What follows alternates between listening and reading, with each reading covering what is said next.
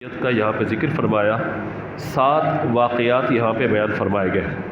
آدم علیہ السلام کے واقعے کے علاوہ 7 واقعات مزید بیان فرمائے گئے، یعنی حضرت نوح علیہ السلام کا واقعہ ہے، حضرت ہود علیہ السلام ان کی قوم کا واقعہ، حضرت صالح علیہ السلام ان کی قوم کا واقعہ، حضرت لوط علیہ السلام ان کی قوم کا واقعہ، حضرت شعیب علیہ السلام ان کی قوم کا واقعہ، حضرت موسیٰ علیہ السلام اور فرعون کا واقعہ، اور حضرت موسیٰ علیہ السلام اور بلعام بن باعور کا واقعہ۔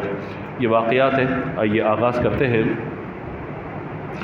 اللہ تبارک و تعالی نے ارشاد فرمایا، یہ آیت نمبر 8 سے ہم درس کا آغاز کرتے ہیں۔ فرمایا والوزن یومئذ الحق فمن ثقلت موازینہ فاولئک هم المفلحون۔ اس دن یعنی قیامت کے دن وزن ضرور برحق ہے، یعنی اعمال کا وزن کیا جائے گا، تو جن کے پلڑے بھاری ہوں گے وہی لوگ فلاح پانے والے ہوں گے۔ بعض لوگ یہ وزن کا یا میزان عمل کا انکار کر دیتے ہیں، کہتے ہیں کہ میزان عمل کچھ بھی نہیں ہے یا وزن وغیرہ نہیں ہوگا۔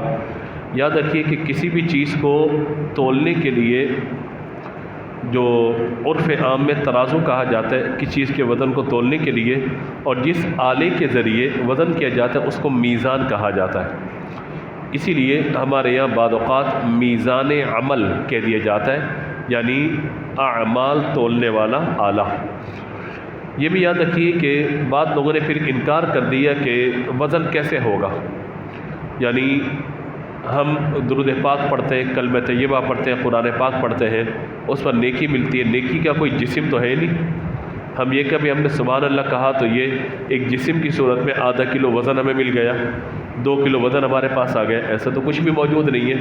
تو جب جسم ہی نہیں ہے تو ظاہر ہے کہ جب تولا جاتا ہے تو کوئی نہ کوئی وزندار چیز ہونی چاہیے نا۔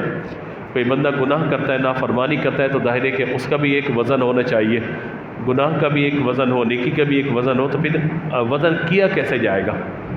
کیونکہ آج بھی دیکھیے نا کہ آپ وزن کرنے کے مختلف آلے ہمارے یہاں استعمال ہوتے ہیں۔ سونار ہے، ان کا ترازو الگ ہوگا، ٹھیک ہے، دودھ والا ہے اس کا پیمانہ ایک الگ ہوگا، سبزی والا ہے اس کا تولنے کا انداز الگ ہوگا۔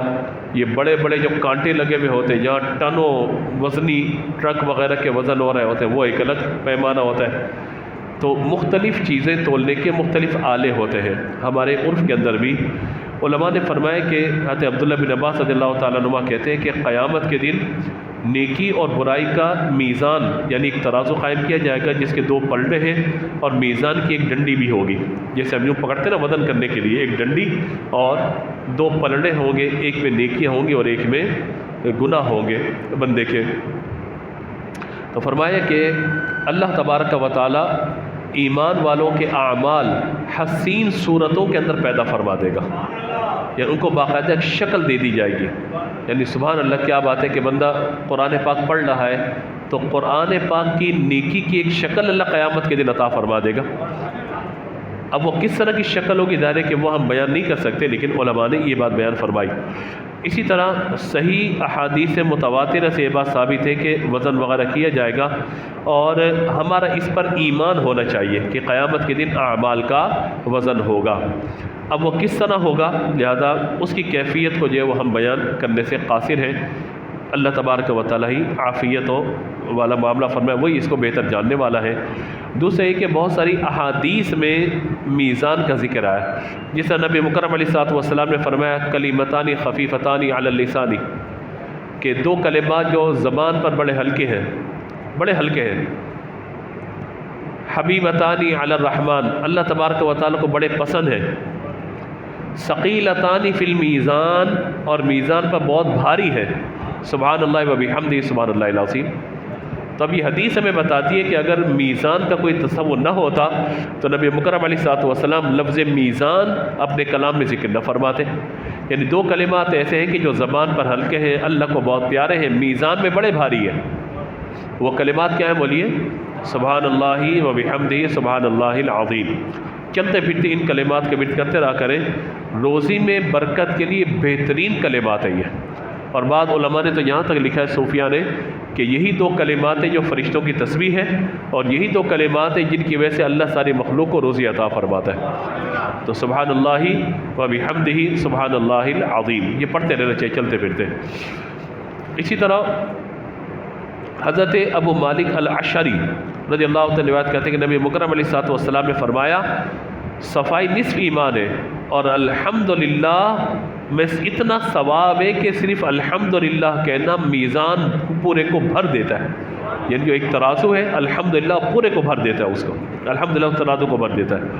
اسی طرح نبی مکرم علیہ الصلوۃ والسلام نے فرمایا کہ اس ذات کی قسم جس کے قبضہ قدرت ہے میری جان، تمام آسمان زمین جو کچھ ان کے درمیان ہے ان کے نیچے ہے، تم سب اگر لے آؤ اسے میزان کے ایک پلڑے میں رکھ دو اور دوسرے پلڑے میں کلمہ شہادت رکھ دو، تو پہلے پلڑے سے کلمہ شہادت بھاری ہو جائے گا، یعنی اللہ کے نام میں جو اثر ہے ظاہر اس کی تو برکت ہی کچھ اور ہے۔ اسی طرح یہ بھی حضور نے ارشاد فرمایا کہ اچھے اخلاق سے بڑھ کر میزان عمل میں کوئی چیز بھاری نہیں ہے۔ تو بار بار احادیث میں میزان کا جب ذکر آیا ہے تو ظاہر ہے کہ قیامت کے دن اللہ تبارک و تعالی باقاعدہ اعمال کا وزن بھی فرمائے گا۔ اب لوگ یہ کہتے ہیں کہ کروڑ ہا کروڑ مخلوق ہے اللہ تعالیٰ کی، تو وزن کرتے کرتے تو ایک عرصہ ہو جائے گا، اور قرآن پاک میں کہ ان اللہ لسریع الحساب، اللہ جلد حساب لینے والا ہے، تو فرمایا کہ یہ میزان جو قائم کیا جائے گا نا، ہر ایک بندہ اپنے گناہوں کے ساتھ اور نیکیوں کے ساتھ آ رہا ہوگا، اور اللہ تبارک و تعالیٰ کی مشیت ہے، چاہے تو کس کا وزن فرمائے چاہے تو کس کا وزن نہ فرمائے۔ جیسے بعض کافر ہیں کہ جن پر جہنم یعنی کنفرم ہے ان کے لیے، جن پہ مہر لگا دی گئی، ایسے بدبخت کافر اور جو اللہ کے نبیوں کے گستاخ و نافرمان ہوئے ان پر جو عذاب آیا، ان کا اعمال نامہ نہیں تولا جائے گا، ان کا اعمال نامہ بولیے نہیں تولا جائے گا، وزن نہیں کیا جائے گا، کیوں؟ کیونکہ قطعی جہنمی ہے وہ۔ اسی طرح بہت سارے ایسے مسلمان ہیں کہ جن کو اللہ تبارک و تعالیٰ بے حساب جنت میں داخلہ فرما دے گا، کچھ ایسے ہوں گے جنہیں اللہ تبارک و تعالیٰ اپنی نعمتیں ظاہر کرنے کے لیے ان کا وزن فرمائے گا اعمال کا، لیکن جب کچھ ہوں گے جن کے گناہ و نیکیاں برابر ہوں گے تو اللہ تبارک و تعالیٰ اپنی رحمت سے انہیں داخلی جنت فرما دے گا۔ کچھ ہوں گے کہ جن کے نام اعمال میں صرف ایک نیکی ہوگی، سارے گناہ ہوں گے، اللہ تبارک و تعالیٰ اس ایک نیکی کی برکت سے ان کو جنت عطا فرما دے گا۔ اور بعض علماء نے یہ لکھا ہے کہ اگر بندے کا ایمان پر خاتمہ ہو، عمر بھر کوئی نیکی اس کی نہیں ہے، لیکن کلمہ طیبہ کو اسے محفوظ کر کے رکھا ہے اور موت کے بعد کلمہ پڑھ لیا اس نے اور ایمان کے ساتھ دنیا سے گیا ہے، فرمایا یہی ایک کلمہ اس کے جنت میں جانے کے لیے کافی ہو جائے گا۔ تو یہاں یہ بات بیان فرمائی گئی، تو حقیقت حال جو ہے وہ اللہ تبارک و تعالیٰ ہی جاننے والا ہے۔ وَمَنْ خَفَّتْ مَوَازِينُهُ فَأُولَٰئِكَ الَّذِينَ خَسِرُوا أَنفُسَهُم بِمَا كَانُوا بِآيَاتِنَا يَظْلِمُونَ، جن کے پلڑے ہلکے ہوں گے وہی لوگ ہیں جنہوں نے اپنی جانوں کو خسارے میں ڈالا اس وجہ سے کہ وہ ہماری آیات پر ظلم کیا کرتے تھے۔ یعنی عدل یہ ہے کہ آیات کو سنا جائے اور اس کے تقاضوں کے مطابق عمل کیا جائے، اور ظلم یہ ہے کہ ہدایت کا راستہ بتا دیا گیا پھر بھی بندہ اسے چھوڑ دے، تو یہ اچھی بات نہیں ہے۔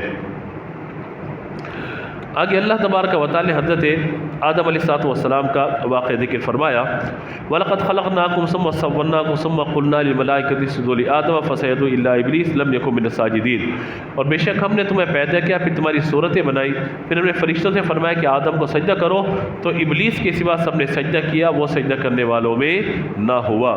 قَالَ مَا مَنَعَكَ أَلَّا تَسْجُدَ إِذْ أَمَرْتُكَ قَالَ أَنَا خَيْرٌ مِّنْهُ خَلَقْتَنِي مِن نَّارٍ وَخَلَقْتَهُ مِن طِينٍ، اللہ نے فرمایا کہ میں نے تجھے حکم دیا تھا کہ تو سجدہ کر، تجھے کس چیز سے روکا؟ اسے کہا کہ انا خیر من، میں اس سے بہتر ہوں، آدم علیہ السلام سے میں بہتر ہوں، خلقتنی من نار وخلقتہ من طین، مجھے آگ سے بنایا گیا، اسے مٹی سے بنایا گیا۔ قال فاہبط منها فما يكون لك ان تتكبر بها فاخرج انك من الصاغرین، فرمایا یہاں سے اتر جا، بس تیرے لیے جائز نہیں کہ تو اس مقام میں تکبر کرے، نکل جا، فخرج نکل جا، انک من الصاغرین، بے شک تو ذلت والوں میں سے ہو گیا ہے۔ اللہ رسول کے مقابلے میں تکبر کرنا انسان کو کافر کر دیتا ہے۔ جیسے فرعون نے حضرت موسیٰ علیہ السلام کی دعوت کو قبول نہ کیا، ابو جہل ابو لہب انہوں نے اللہ تبارک و تعالیٰ کے نبی علیہ السلام کی دعوت کو قبول نہ کیا، تکبر کیا نا، متکبر ہوئے، تو لہذا ایسوں کا انجام پھر بیان فرمایا گیا کہ تکبر کی وجہ سے وہ اللہ کے عذاب کا شکار ہوں گے۔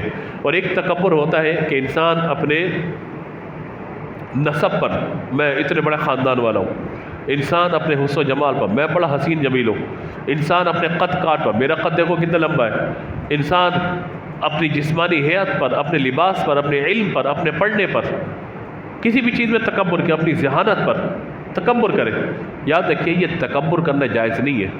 المتکبر یہ اللہ تبارک و تعالیٰ کی صفت ہے. قرآن میں پڑھتے ہیں المتکبر، المؤمن المہیمن پڑھتے ہیں. المتکبر یہ اللہ کی صفت ہے.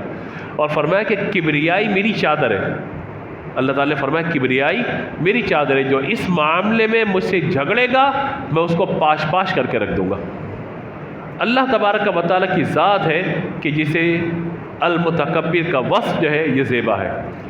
کسی انسان کو حق نہیں کہ کسی بھی اعتبار سے تکبر کرے. اور ہم نے دیکھا ہے جو لوگ تکبر کرتے ہیں، بڑے بڑے بول بولتے ہیں، نصف و نابود ہو جاتے ہیں، ختم ہو جاتے ہیں، چاہے وہ سیاستدان ہو، چاہے مذہبی لوگ ہو، چاہے عام افراد ہو. تکبر یہ اللہ کو بالکل پسند نہیں ہے. بعض اوقات انسان بڑے بڑے جملے بول جاتا ہے، ہمیشہ عاجزی انکساری اختیار کرنی چاہیے.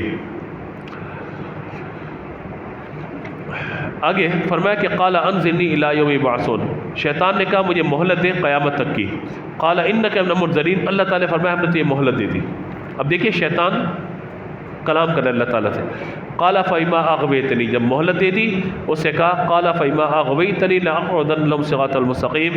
شیطان نے کہا مجھے اس کی قسم کہ تو نے مجھے گمراہ کیا، لأقعدن لهم صراطك المستقیم، میں ضرور تیرے سیدھے راستے پر لوگوں کی طاق میں بیٹھ جاؤں گا. جو نیکی کی طرف آ رہا ہوگا شیطان روکے گا اس کو، یار تھوڑی دیر بعد کر لینا.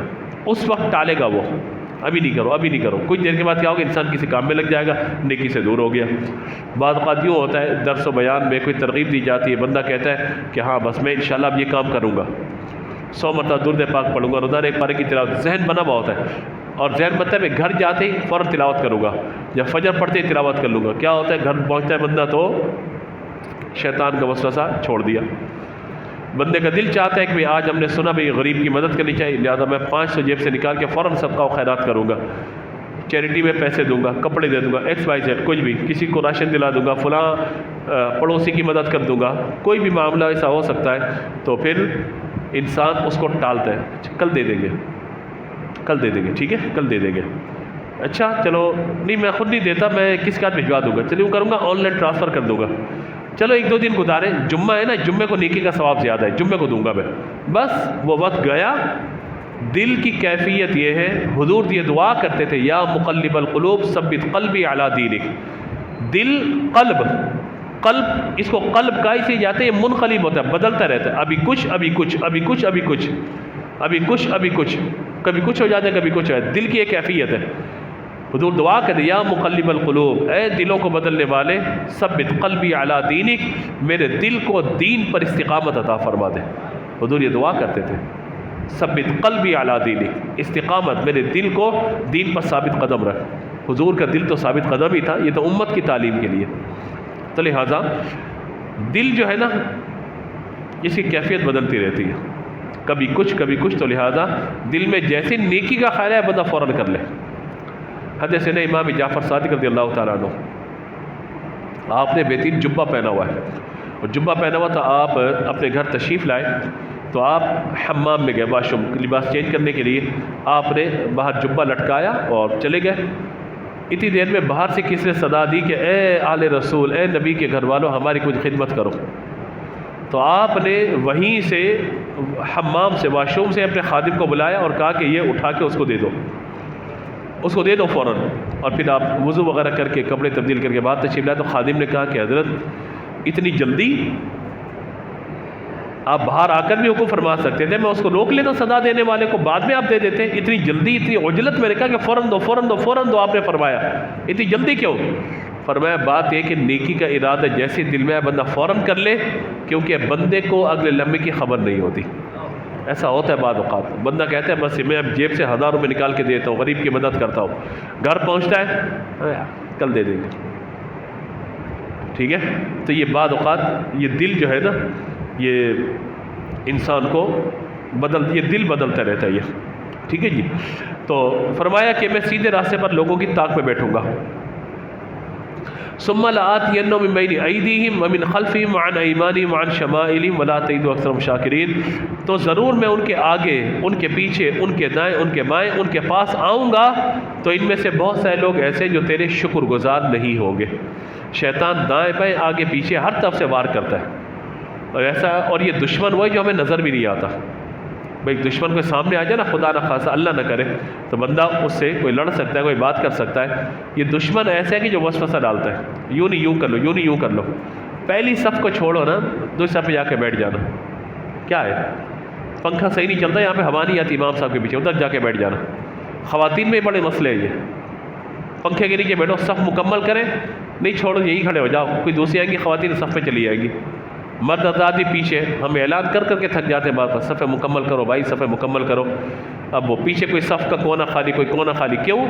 ہر ایک صاحب، نواب صاحب پنکھے کے نیچے سکون سے کھڑکی کے سامنے جگہ چاہیے. اور بہت ساروں کی فرمائش ہے اس سال اے سی نہیں چل رہا. میں نے کہا موسم اتنا اچھا ہے کہ ضرورت اے سی چلانے کی، آپ کو تو مزے لگ جائیں گے، لیکن ہمیں دیگر بزرگوں کا خیال بھی ہوتا ہے کہ جو ٹھنڈ کو کولنگ کو برداشت نہیں کر سکتے.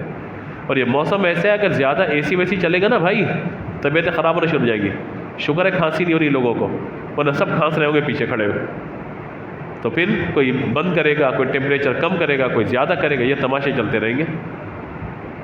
تو لہٰذا ہمیں کوئی مسئلہ نہیں، لیکن ایک بات عرض کر رہا ہوں کہ صفحے کو مکمل ہونا بہت ضروری. تو شیطان یہ بھی وسوسہ ڈالتا ہے، چھوڑ دو نا، آگے کوئی اور بڑھ جائے گا.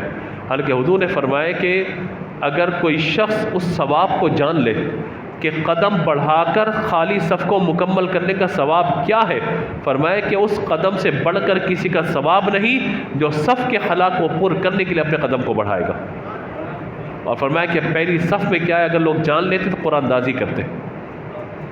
پہلی صف میں دیکھتا ہوں نماز کے جب میں آتا ہوں تو بعض لوگ پیچھے بیٹھے ہوتے ہیں، پہلی صف خالی ہوتی ہے، جگہ ہوتی ہے اس کے اندر. جمعے کے دن آ کے لوگ باہر بیٹھ جاتے ہیں سین میں. وہ اللہ کے بندو آؤ آگے. امام سے جو جتنا دور ہوگا نا وہ دور ہوتا چلے جائے گا. تو شیطان نے کہا کہ میں ان کے آگے پیچھے دائیں بائیں ہر طرف سے آؤں گا، تو لہٰذا تو ان میں سے اکثر کو ناشکرا پائے گا. امام غزالی رحمۃ اللہ تعالی علیہ فرماتے ہیں کہ شیطان کے شر سے بندے کو بچنے کے لیے اللہ سے دعا کرنی چاہیے. اور اعوذ باللہ من الشیطان الرجیم، کیا بولیے، پڑھتے رہنا چاہیے، کیونکہ شیطان کے وسوسے، شیطان کے وار بہت زیادہ ہیں. اور یہ ایسا خبیث اور کمبخت ہے، یہ ایک تو نظر نہیں آتا، اوپر سے ہر ایک کو اس کے اعتبار سے وسوسہ ڈالتا ہے. اور مہلت اس نے اللہ سے قیامت تک کی لی ہوئی ہے. بھئی ہماری عمریں تو 50 60 70 سال ختم نا، یہی ہے نا، یہ قیامت تک ہے. اور ہر ایک کو وسوسہ ڈالتا ہے. یہ عالم کو عالم کے اعتبار سے ڈالے گا، مرد کو مرد کے اعتبار سے، خاتون کو خاتون کے اعتبار سے، غیر عالم کو اس اعتبار سے، عوام کو عوام کے اعتبار سے، خواص کو خواص کے اعتبار سے، نمازی کو نمازی کے اعتبار سے، جو باہر بیٹھا ہے اس کو باہر بیٹھنے کے اعتبار سے، گٹکا پان کھانے والے کو اس کے اعتبار سے، سگریٹ والے کو اس کے، ہر ایک کے لیے اس نے مطلب جو ہے وہ فٹ کیا ہوا ہے وسوسہ، اس کو اس کے اعتبار سے ڈالے گا. سرکار غوث پاک رحمۃ اللہ تعالی علیہ کا واقعہ مشہور ہے، ہم علماء سے سنتے ہیں، کتابوں میں پڑھتے ہیں کہ آپ جا رہے ہیں تو آسمان سے ایک سایہ اور بادل پانی برسا آپ پر، تو آواز آئی عبد القادر بس آج کے بعد تو یہ عبادت کی ضرورت نہیں ہے. آپ نے لا حول ولا قوت الا باللہ العلی العظیم پڑھا.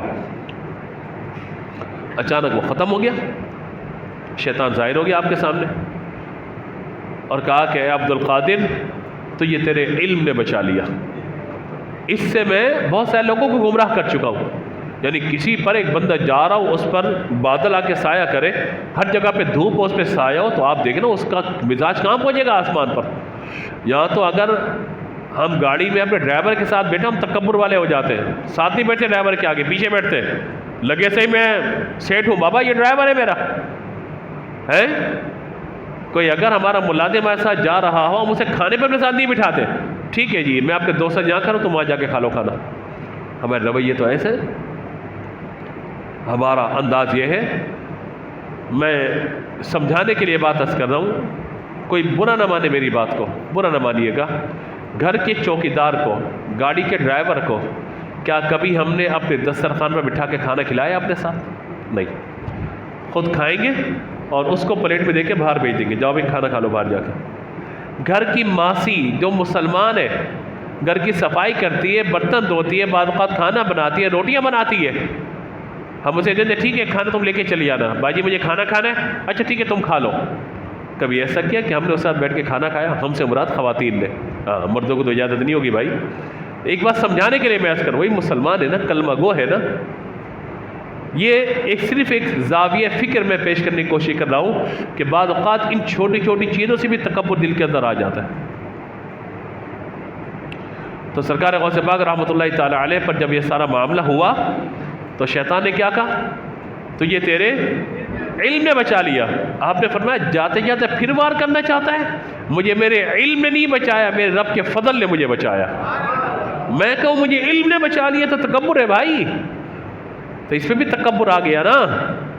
تو یہ اللہ والوں کی باتیں ہوتی ہیں کہ جو بس اللہ والوں کی صحبت مل جائے، بندہ علماء سے وابستہ رہے تو پھر اس کا ذہن بنتا رہتا ہے کہ مجھے اپنے آپ کو کس طریقے سے بہتر کرنا ہے۔ قال فخرج منها مذموم قال اخرج منها مذموما مدحورا، اللہ تعالیٰ نے فرمایا نکل جا، تو ذلیل اور مردود ہو جا۔ لمن تبعك منهم لأملأن جہنم منكم اجمعین، بے شک میرے لوگوں میں سے، یعنی بے شک ان میں سے جو تیری پیروی کرے گا میں ضرور تم سب کو جہنم سے بھر دوں گا۔ جو بھی شیطان کے راستے پر چلے گا، خدا نخواستہ ایمان ضائع ہو گیا تو پھر وہ جہنم میں چلا جائے گا۔ اب آگے حضرت آدم علیہ السلام کا واقعہ بیان ہو رہا ہے۔ وَيَا آدَمُ اسْكُنْ أَنْتَ وَزَوْجُكَ الْجَنَّةَ فَكُلَا مِنْ حَيْثُ شِئْتُمَا وَلَا تَقْرَبَا هَٰذِهِ الشَّجَرَةَ فَتَكُونَا مِنَ الظَّالِمِينَ۔ کہا اللہ تعالیٰ نے کہ اے آدم تم اور تمہاری بیوی جنت میں رہو، اس میں سے جہاں چاہو کھاؤ پیو، مگر اس درخت کے پاس نہ جانا ورنہ حد سے بڑھنے والوں میں ہو جاؤ گے۔ پھر شیطان نے انہیں وسوسہ ڈالا، لِيُبْدِيَ لَهُمَا مَا وُورِيَ عَنْهُمَا مِنْ سَوْآتِهِمَا وَقَالَ مَا نَهَاكُمَا رَبُّكُمَا عَنْ هَٰذِهِ الشَّجَرَةِ إِلَّا أَن تَكُونَا مَلَكَيْنِ أَوْ تَكُونَا مِنَ الْخَالِدِينَ وَقَاسَمَهُمَا إِنِّي لَكُمَا لَمِنَ النَّاصِحِينَ۔ شیطان نے کہا کہ تمہارے رب نے تمہیں درخت سے اس لیے منع کیا ہے کہ کہیں تم فرشتے نہ بن جاؤ یا ہمیشہ زندہ رہنے والے نہ بن جاؤ۔ وقاسمہما، اور قسم کھائی ان دونوں کے سامنے، سب سے پہلے جھوٹی قسم شیطان نے کہی، وقاسمہما انکم لمن الناصحین، اللہ کی قسم میں تمہارا خیر خواہ ہوں۔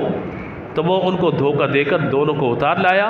پھر جب انہوں نے اس درخت کا پھل کھا لیا تو ان کی شرمگاہیں کھل گئی اور وہ جنت کے پتے اپنی شرمگاہ پہ ڈالنے لگے، اور انہیں ان کے رب نے فرمایا الم انہکما عن تلکما الشجرۃ واقل لکما ان الشیطان لکما عدو مبین، فرمایا میں نے منع کیا تھا نا درخت کے پاس نہ جانا، اور میں نے تم سے یہ نہ کہا تھا کہ ان الشیطان لکما عدو مبین، شیطان تمہارا کھلا دشمن ہے۔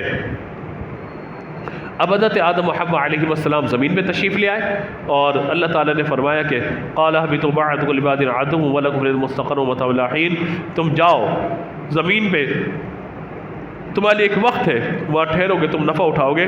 قال فيها تحيون وفيها تموتون ومنها تخرجون، فرمایا اسی میں زندگی بسر کرو گے، اسی میں مرو گے اور اسی سے اٹھائے جاؤ گے۔ اب ان دونوں نے اللہ کے حضور دعا کی، قال ربنا ظلمنا انفسنا، اے ہمارے رب ہم نے بے شک اپنی جانوں پہ ظلم کیا ہے، وَإِن لَّمْ تَغْفِرْ لَنَا وَتَرْحَمْنَا لَنَكُونَنَّ مِنَ الْخَاسِرِينَ، اگر تو نے ہماری مغفرت نہ فرمائی اور ہم پہ رحم نہ فرمایا تو ضرور ہم نقصان اٹھانے والوں میں سے ہو جائیں گے۔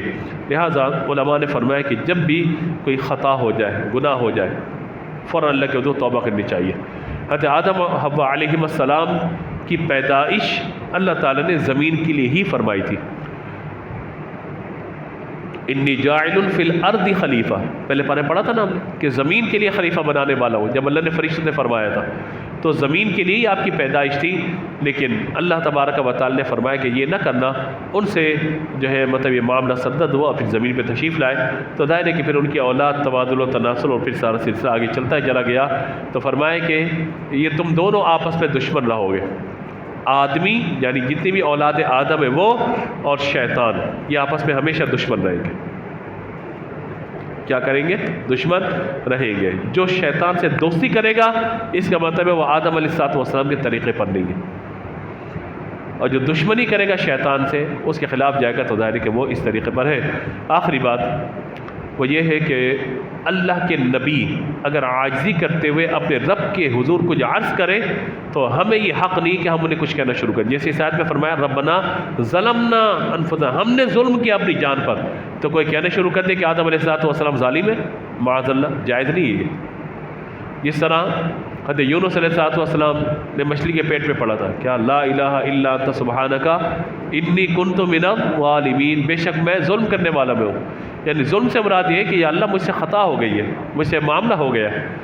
بندے کا رب کے سامنے عاجزی کرنا یہ کچھ اور ہے، اور امت کا یا لوگوں کا انبیاء کے بارے لفظ کہنا یہ کچھ اور ہے، فرق ہے دونوں چیزوں میں۔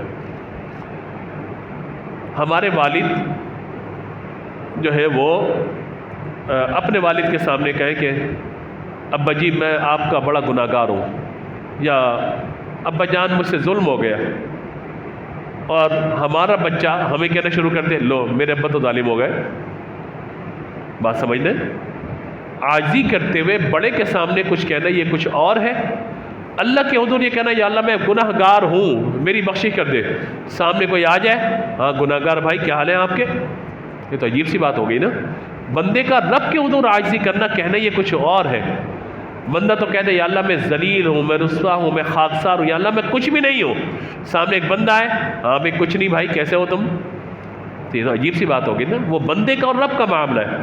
تو انبیاء کرام علیہم السلام بھی اللہ کے بندے، اللہ کی مخلوق ہیں. انہوں نے اپنے رب سے جو مکالمہ کیا، اپنے رب سے جو عرض کیا، وہ دعا کی صورت میں تو ہم پڑھ سکتے ہیں، لیکن اس لفظ کو بعینہ انبیاء کے لیے کہہ کر ہم استعمال نہیں کر سکتے لوگ انہوں نے یوں کہا تھا لہذا وہ یہ ہوئے نہیں. انہوں نے اپنے رب کے حضور عرض کیا جو بھی کیا. باقی یہ ہے کہ انبیاء کرام علیہم السلام اللہ کے حضور بڑی وجاہت والے، بڑی عزت والے ہیں. لہذا اس طرح کی جو بھی آیات آ جاتی ہے نا جہاں اللہ کے نبیوں نے اللہ کے حضور دعا کی ہے تو وہ ان کی عاجزی و انکساری ہے.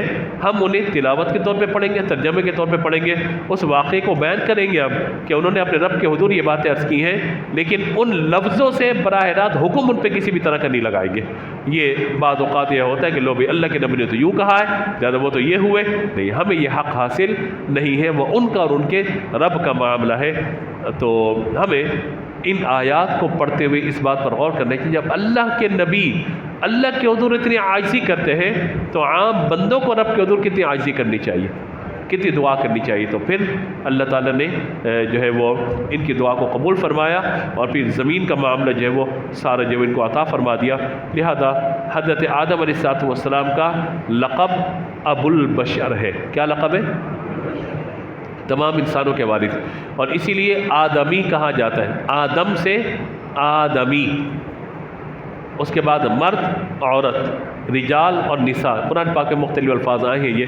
لہٰذا اب آگے انشاءاللہ ہم چلیں گے تو یہی واقعات انشاءاللہ ہم آگے لے کر کے چلیں گے. کل بھی انشاءاللہ ان تمام چیزوں کا ذکر ہوگا. اللہ تبارک و تعالی ہم سب کو عمل کی توفیق عطا فرمائے.